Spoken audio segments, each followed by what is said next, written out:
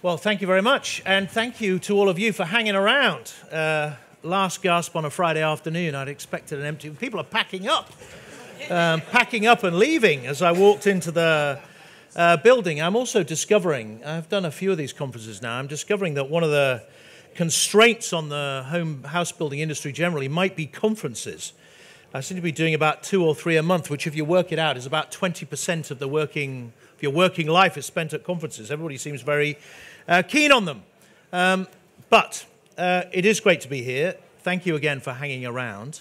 All of you hopefully will have heard the broad mission that I've been given, that I'm promoting around the job that I've got, which is fundamentally more, better, faster homes.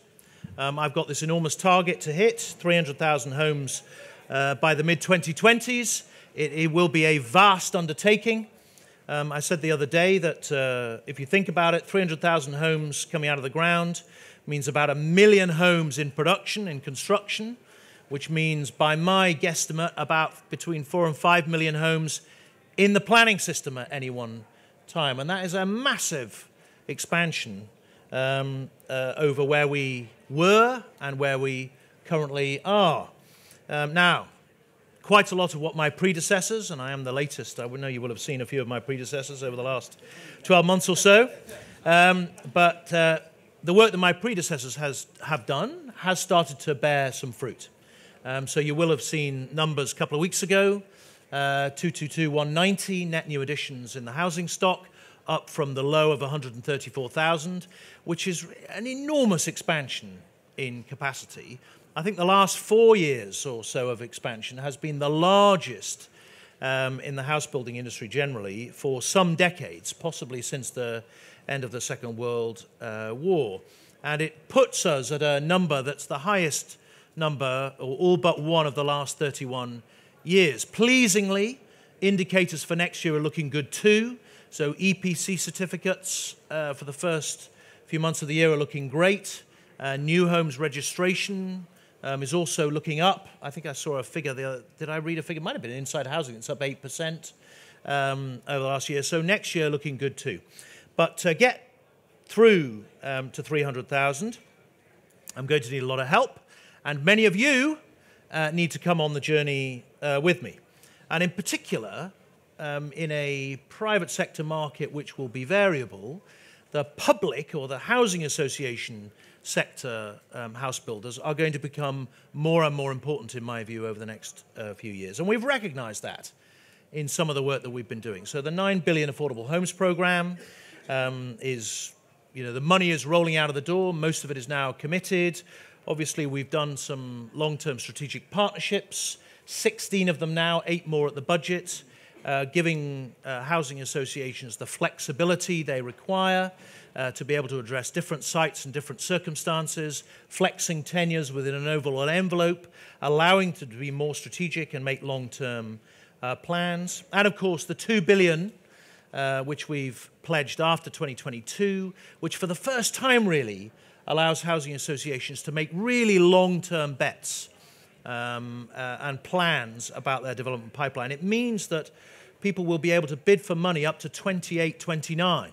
So really a 10-year program is out there. And if we can make that work, if it starts to produce some of the ambition and the long-term plans, then it sets a great evidence base, if you like, going into the spending round next year for us to say to the Treasury, our Treasury friends, who frankly have been quite generous to housing. We can't complain at 44 billion overall across all types of housing funding, that this long-term strategy is key. Alongside that, you will have seen in the budget, I know many local authorities have campaigned for it, the lifting of the HRA cap for the first time for a long time, setting councils free to get back into the house building business. Many of us, I was a councillor in central London back in the early 2000s when we were effectively induced out of the business with big checks from the government for decent homes. And more local authorities now want to get back into that. And we hope they will. We want them to be ambitious. We want them to look at their own land. We want them to start to deliver a new generation of council houses, particularly for social rent over the next few years. We reckon in the early years, 21, 22, they'll get to about 10,000. But if we can be ambitious beyond that, then fantastic too. I mean, fundamentally, our strategy is that anybody who wants to build should be building, public and private. And we need them to. We need 1,000 flowers to bloom if we're going to get to 300,000 by the mid-2020s. However, within that framework, there are some things that we need to bear in mind and some areas where I'm going to need your help. The first area where we need to keep our eye on a prize, particularly in this atmosphere, is around ownership. We know that very high percentages of the British people, in whatever rented tenure they are, have aspirations to ownership. And this is something which they quite rightly expect us to address. Now, some of the work we've been doing through Help to Buy and Right to Buy is increasing the numbers, certainly of first-time buyers.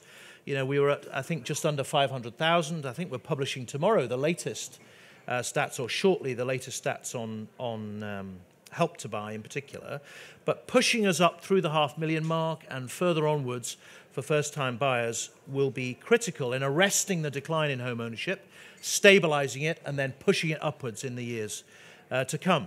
In particular, we want to focus on shared ownership, where so many housing associations are involved, and whether we can make it easier, frankly, first of all, to people to access shared ownership. I mean, you tell me every housing association I speak to says that when they put shared ownership on the market, it goes like hotcakes, right? People buy it, they want it, they recognise it. But the problems come with staircasing, you know, the leaps that are required, the bureaucracy that's required, the legal work that's required for people to staircase and own a greater share in their home. So there's work for us to do to make that easier. And I'm also interested in looking at the notion hidden away there in the affordable housing powers is this notion of discounted sale, discounted market sale. Is there a mathematical formula that would make discounted market sale occupation cost at or similar to some of the rental levels that we're seeing, but at the same time effectively put more houses into the affordable bracket than just affordable rent might do? So we'll be looking at all of that area too. So within 300,000, we do want to still have this target of pushing up home ownership. But a couple of areas where I need your help. The first is on safety. When I talk about the mission, I always use the three words more, better, faster, and they are indivisible. And the critical one in the middle there is better. And as part of that, following the terrible, awful, horrific Grenfell tragedy, it became obvious that things have got to change around building safety, and change very significantly. Obviously, you will know the government responded quickly with the Hackett Review that is looking at a root and branch reform, effectively, of the safety and building regulation regime.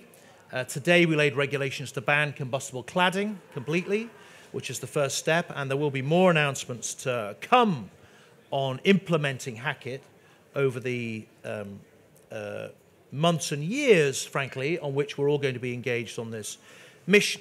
We need to look at effective regulation and the framework. We need to think about standards of guidance and clarity.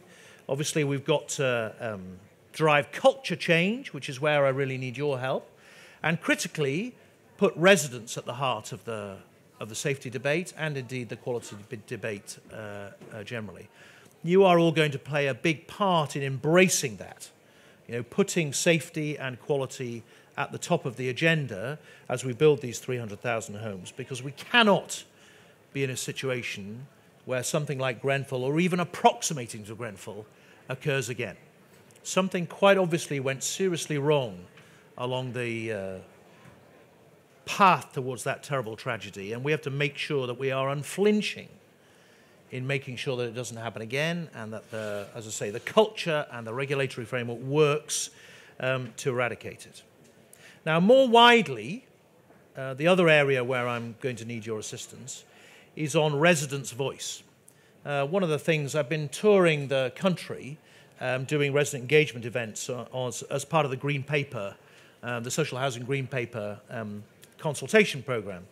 And one of the things that comes through very strongly from residents pretty much up and down the country is that they feel excluded from the conversation about their homes. They're very often quite happy with their own organisation on the ground, but they don't feel as if their voice is necessarily being heard in the highest echelons. And if it is, that they're hived off into some separate kind of discussion body, whereas the real business is being done elsewhere. And this is something that we need to change, both in actuality and perception.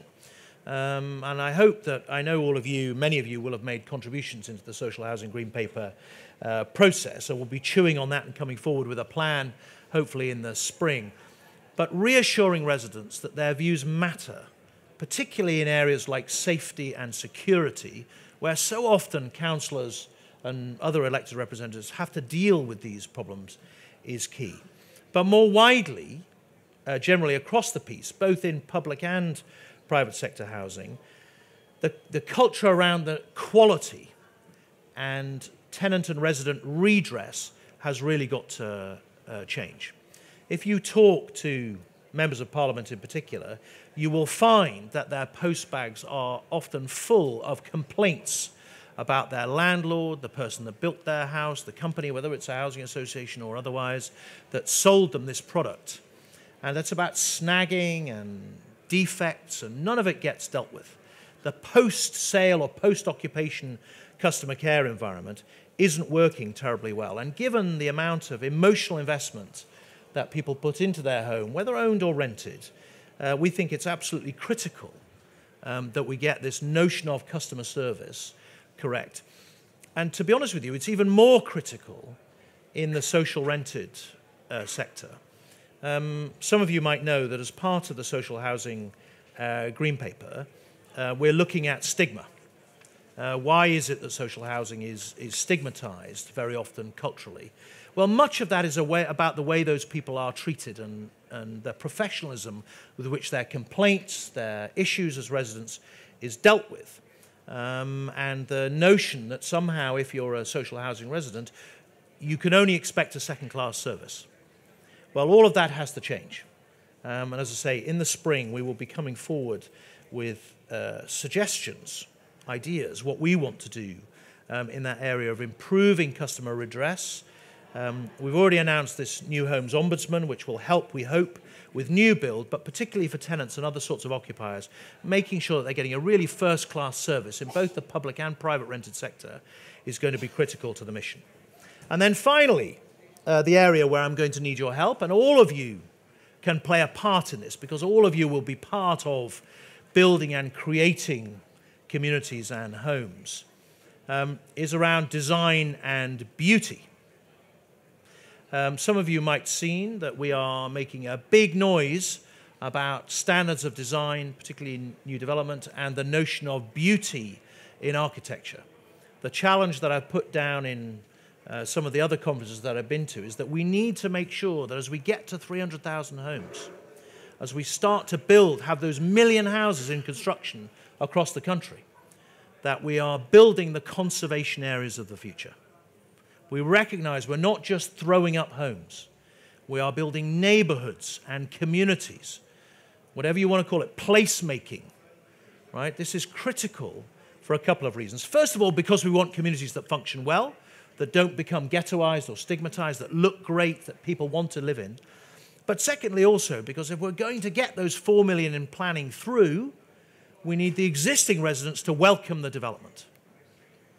We need them to drop the pitchforks, to stop the piles of complaints. As I've said in other areas, we want to turn NIMBYs into SLIMBYs, something lovely in my backyard, so that they will welcome development and indeed recognize that it's needed if we're going to provide the houses for the 20 and 30 and even 40-year-olds that are coming up in the generations behind us. And we've got our Building Better, Building Beautiful Commission, which is going to champion some of this. We want to spread it through the entire sector. We want architects, frankly, to be more involved in home building. At the moment, I think only 9 or 10% of new homes are designed by an architect. They're not. The profession needs to spread and take control and save us from some of the blankness that we're seeing in this mass house building across the country. Because as I said before, I don't want, when I'm in my bath chair in my supported housing somewhere as an elderly 95-year-old, hopefully, and I don't want to look back on and see that the houses that were built under my probably brief tenure are being demolished, as so many other things from the 60s and 70s, so many housing estates are being demolished. We can't have that again if we're going to build the volume. And you can all play a part in that. I'm always reminded of that story. You know that story about JFK wandering around NASA? So he's walking around NASA, sees a guy in overalls with a broom and a handle, and he says to him, "Hey, guy, what are you doing?" And the guy says, "I'm putting a man on the moon." Right? You all play a part in this mission of making sure that what we build looks fantastic, feels fantastic, that people are proud to live in it. And when these things come across your desk, feel free, challenge internally, wherever you sit in the hierarchy, this notion that you can just shove out the same old stuff. You know, has to be good, has to look great. And if we can do that, and combine all these things, give residents the idea that they're listened to, great sense of service, build beautiful things that will last for centuries and generations, that people will want to invest in the future. If we can get safety right and quality right, then we can start to see a way more easily to removing the barriers to 300,000 homes a year. When Brexit is done, and I promise you it will be done quite soon, the attention of the great British people will turn towards the pressing domestic agenda. And of the most pressing will be housing. Now, I know many of you know that, but if you ever want any motivation for the collective mission that I'm setting the entire sector, then I recommend you spend some time with a 20-year-old and ask them how they feel the housing market is treating them or will treat them in the future. And you will pretty quickly get a picture of, I guess, a sense of resentment that the baby boom generation has pulled the ladder up behind them. And the generations that accessed homes, particularly home ownership in their 20s, have now left a generation that can't do it until they're in their 30s or 40s. This is an urgent moral mission that we have to solve as a nation. And we are, as a government, enormously committed, both financially and physically and technically, to make sure that we get all of you set free to build these millions, hopefully millions of houses over the years to come. And I hope you will join us on the mission. Thank you.